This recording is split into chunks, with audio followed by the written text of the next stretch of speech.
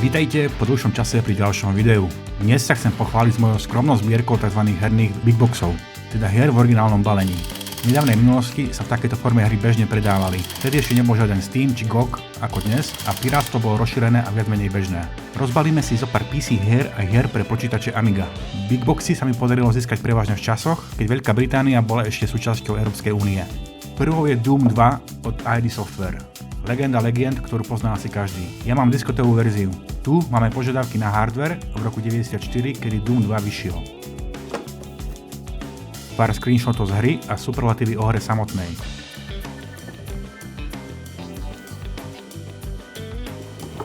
Vo vnútri máme 5 kusov 3,5 palcových diskiet, na ktorej je samotná hra. Zatiaľ som neskúšal, či sa mi podarí z nich nainštalovať hru na adekvátnom dobovom písičku. Potom tu máme manuál k samotnej hre v už značne používanom stave. V manuále hráč mohol nájsť popis hry, to znamená príbeh hry, popis nepriateľov, zbraní, veci, s ktorými mohol prísť do styku a aj popis ovládania.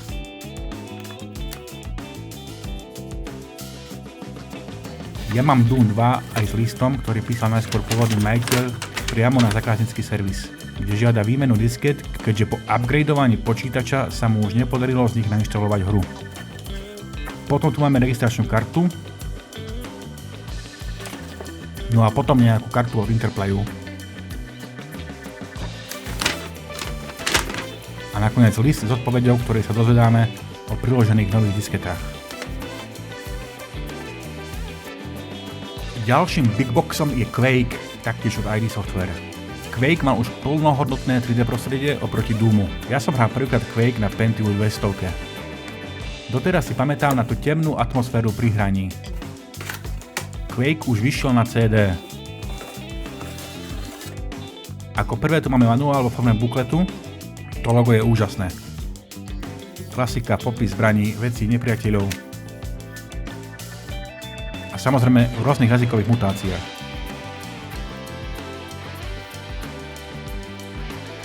Samotné CD. Tiež som ešte neskúšal, či sa mi podarí nainštalovať hru na dobovom počítači. A potom tu máme ešte manuál, kde sú popísané technické problémy pri spustení hry, tzv. Troubleshooting. Požiadavky na hardware a tak ďalej. A registračná karta samozrejme.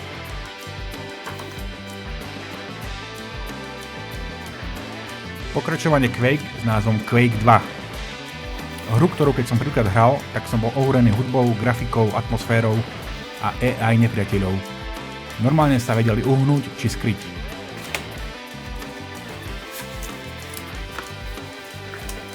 Vo vnútri máme klasický manuál s popisom hry, veci, nepriateľov a všetkého vrátane príbehu.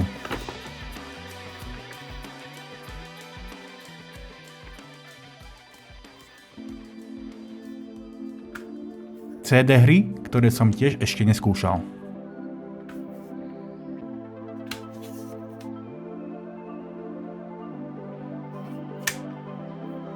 Another World, alebo pre americký trh Out of This World.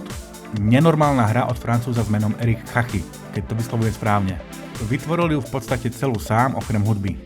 Keď som videl vtedy na 286 intro tejto hry, zmenilo to môj pohľad na hry samotné. Filmové intro, ktoré som pozeral s otvorenými ústami a ani som nedýchal.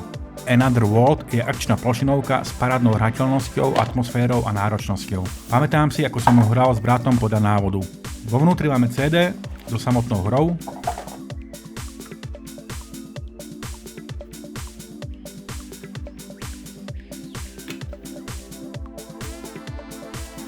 Stručným manuálom.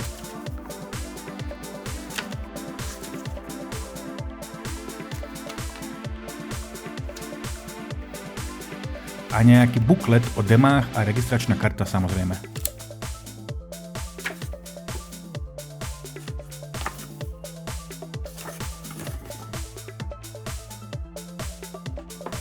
Akčné RPG Lands of Lore 2 od legendárnych Westwood Studios. Nikdy som nehral túto hru. Jediné RPG, čo som hral, bolo Diablo od Blizzardu.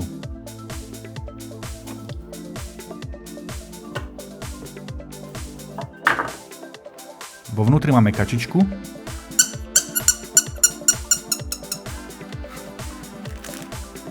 Ďalšiu kačičku, pravdepodobne neboli obsahom originálneho balenia.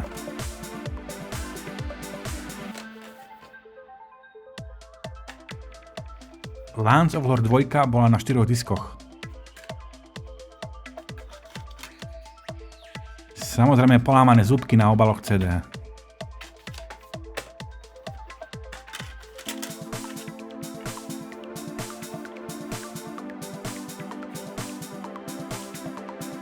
Ďalej tu máme adventúru Leisure Suit Larry od firmy Sierra a tu konkrétne je tretiu časť. Adventúry s chlapíkom Larry, ktorého veľkou slabosťou sú ženy, vytvoril All Low.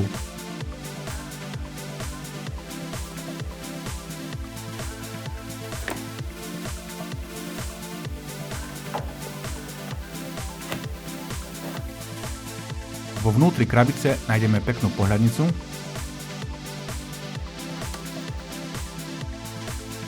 Ďalej 8 5/4 palcových diskiet so samotnou hrou.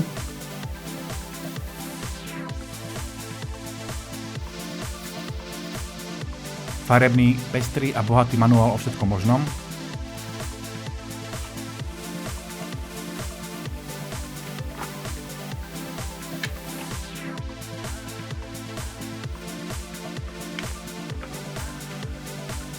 A katalóg hier od Sierry pri príležitosti 10. výročia firmy.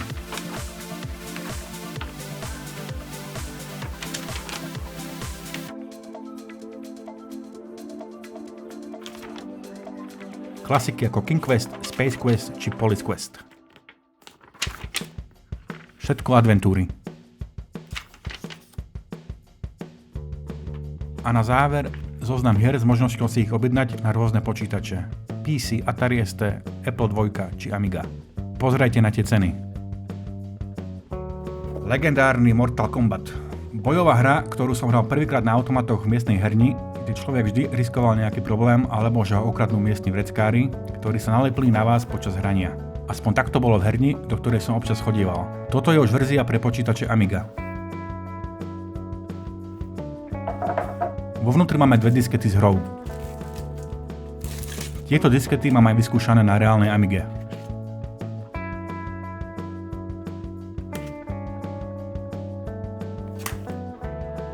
Ďalej manuál s popisom. Moji obľúbení bojovníci boli Škorpión, Liu Kang či Kano. Alebo Kano.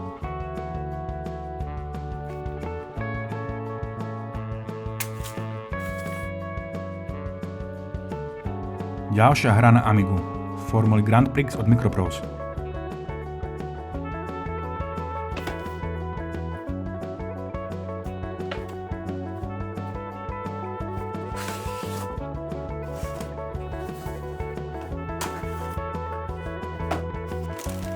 Hra je na 4 disketách.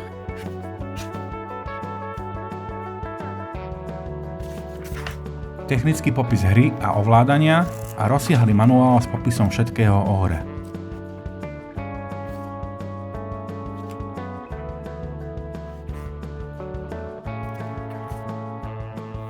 Matka real-timeovej stratégii Duna 2. Krabica je už trošku v horšom stave.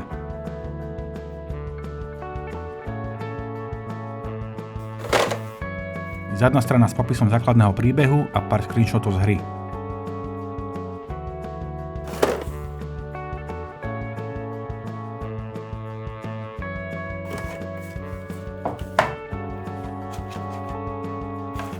Hra je na 5 disketách. Tá 6 bez potlačenia neviem čo má znamenať. Neskúšal som ešte tieto diskety na reálnej Amige.